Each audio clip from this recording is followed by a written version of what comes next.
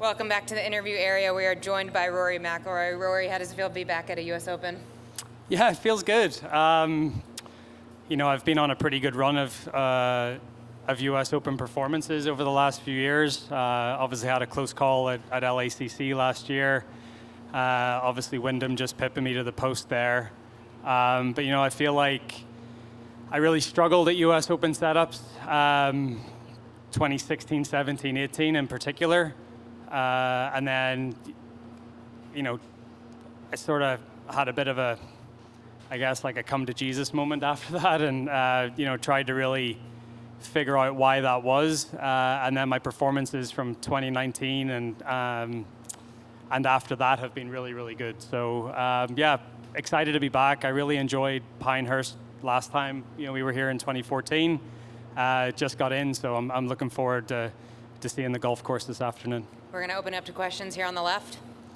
Rory, based on either gut feeling or analysis of strokes gained or talks with Harry or your previous experience here in 2014, between now and Thursday afternoon, what part of your game are you most focused on?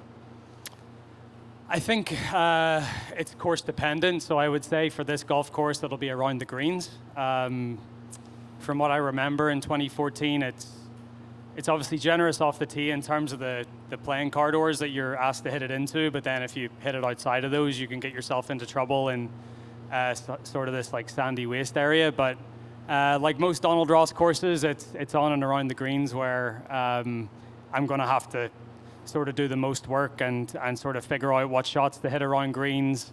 Obviously Martin here 10 years ago used the putter very, very well. So just sort of figuring out what I'm comfortable with on and around the greens. I think that'll be the big key over the next sort of 36 hours. Front right, Gary. Rory, you mentioned the last 5 years, all top tens, all improvement every year. Is there one theme to that? Is there something in terms of game plan at different venues that you've applied that is reflected in these results improving every year? Yeah, I would say embracing the difficult conditions, embracing the style of golf needed to contend at a U.S. Open, embracing patience, honestly embracing what I would have called boring back in the day. Explosiveness isn't going to win a U.S. Open. It's more, methodically building your score over the course of 4 days and being okay with that. And I honestly, it's just more of a reframing of a mindset than anything else. We're going to go here on the left for two. Rory, you've spoken about the importance of the short game here at Pinehurst. We always talk about you and talk about your prowess off the tee, and that's the sort of thing that commands the headlines. Do you think your wedge play, which actually is sensational, gets a little overlooked? And how much fun is that aspect of the game to you? Yeah, I would. I think when you excel, especially at one part of the game, there's other parts of the game get overlooked a little bit. I feel like I've turned myself into a pretty proficient player around the greens. I've always been a pretty good chipper of the golf ball. Bunker play's been solid for the most of my career.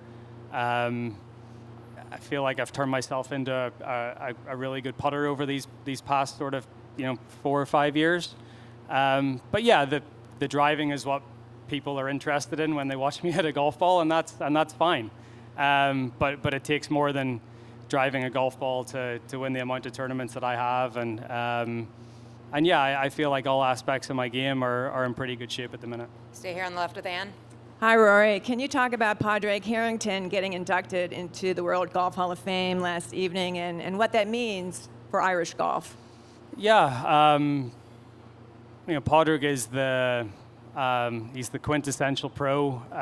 He's also a wonderful ambassador for the game of golf around the world anywhere he goes.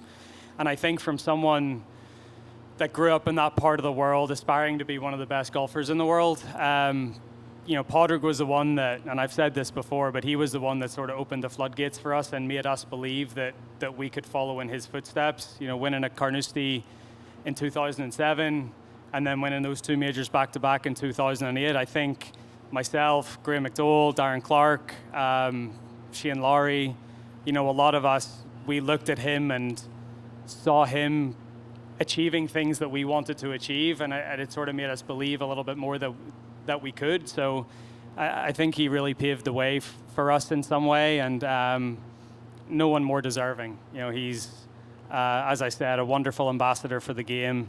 You know, probably loves the game of golf more than I do in some way, and you know, he's a relentless practicer and tinkerer, and always trying to figure out ways to get better. And yeah, as I said, no one more deserving than Padraig. On the right to Dan. Another win for Scotty at the Memorial. You've been on runs like this. You've seen it. You know, you've been. I haven't been on a run like this. Maybe not quite this special. What is the most impressive to you about what he's been able to accomplish so far this year? The fact that the only thing that took him from winning a golf tournament was going into a jail cell for an hour. I think just the relentlessness. I think, look, a lot of stuff's went on in his life as well. They've just had a new child. You know, he's been through some struggles in his game, particularly the putter that he's been able to turn around as well. So, you know, it's not as if he hasn't had his challenges along the way, or, you know, circumstances have been a little bit different for him. But yeah, I mean, the word that I describe it as is relentless. It just seems like every time he shows up, he is the guy to beat, and deservedly so. I mean, this run that he's been on, you know, I think he's played 14 times this year, or 13 times this year, only once out of the top 10. Seems like he's always in contention.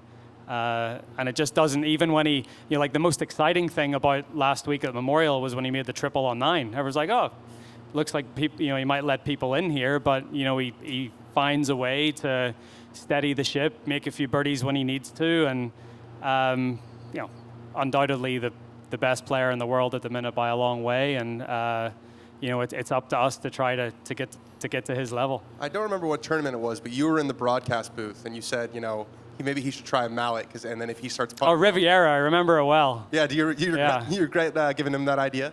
Well, he tried to spider last summer for a couple of tournaments, but I think the work that he's put in with Phil Kenyon as well, I think that's a big part of it. I know that they started to work sort of after the FedEx Cup playoffs last year, and obviously the work that they've done has really been paying off. A few more here on the left. Yeah, Rory, just you drawn with Scotty and Xander again. I think you were with them at the Masters. Is there any advantage to being with those two guys, or a disadvantage maybe you get caught up in, you know, playing them rather than just concentrating on the golf course? I mean, if they're playing well and I try to keep up with them, then I guess it's a good thing. No, I mean, it's always exciting to be a part of a marquee group like that. You know, number 1, 2, and 3 in the world. You know, the USGA. I remember back in the day, I think it was Torrey Pines in 08 watching on TV. I failed to qualify for that tournament, but I remember watching, I think it was Tiger, Phil, and Adam Scott the first 2 days. So it's cool to be a part of these pairings, and yeah, I think at this point, Scotty, Xander, and myself are all experienced enough not to get caught up in it, and just to go about our business and try to, you know, shoot a couple of good scores to put ourselves in position going into the weekend. Here, far right. Rory, Nick Saban at Alabama used to give his team 24 hours to either celebrate a win or mourn a loss. When you have a close loss like you had last year at LACC, what's your process for dealing with it, putting it behind you, learning from it? Yeah, I mean, I won my next start after LACC at the Scottish Open. Wasn't quite able to emulate that at the Open, but I've played enough golf and enough golf tournaments over my career that once it's done, it's done. You know, you leave it in the past. You try to learn from whatever happened that given week. But you know, the good thing about golf in particular is there's always the next week. There's always an opportunity to get back up on the horse and try again. 2 more. Scott on the right. Rory, you said earlier that you kind of found U.S. Open golf a little boring at one point, and Pinehurst asked some different questions than most U.S. Open courses. When you get offline and you get in whatever the rough and wiregrass is, do you like that kind of examination where maybe it gives you some kind of chance to recover better than out of really thick rough? Yeah, because it gives you options, and it gives you like even going back to last week at Memorial, you know, people hit it offline or people hit a green. you're basically only seeing players hit one shot. There's only one option, and that turns into it being somewhat one-dimensional and honestly not very exciting. And I think a course like this definitely demands a different skill set, and also some creativity.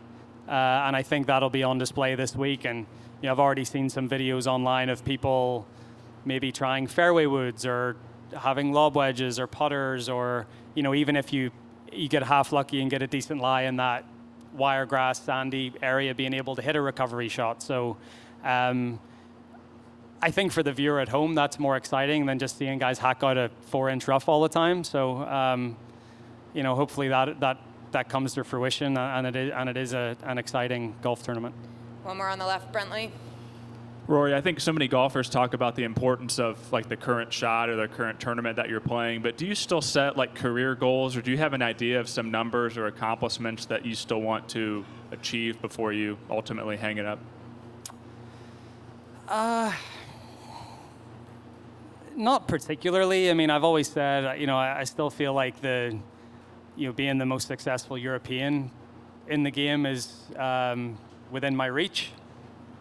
I've got obviously Seve and Nick Faldo to pass there in terms of major wins, but I'm really proud of my body of work over the past 15 years and everything that I have achieved, whether it be season-long titles or individual tournaments or majors. Obviously, getting my hands on a 5th major has taken quite a while, but I'm more confident than ever that I'm right there, that I'm as close as I've ever been. But I wouldn't say I've got like a particular number of wins, or I want to win as many golf tournaments as I can. I want to try to compete and win as many majors as I can. I think the only thing about trying to pick a number is that you're setting yourself up for failure or disappointment. Tiger wanted to surpass Jack, and it looks like he mightn't get there, but are we going to call Tiger's career a failure? Absolutely not. It's arguably the best. He's played the best golf anyone's ever seen. But there's always going to be that tinge of what could have been, and I don't really want to. I don't want to do that to myself. If someone had told me at 20 years old that I'd be sitting here at 35 and this is the career that I've had, I would have not believed them and would have been ecstatic. So I've still got a good little bit of time ahead of me here, hopefully for the next 10 years, and I still like to think that I've got a good run ahead of me, and whatever those numbers are and whatever the totals add up to, I'll accept that and feel like I've done pretty well for a little boy from Northern Ireland that dreamed of playing golf for a living one day. Rory, thanks for the time and good luck this week. Thank you.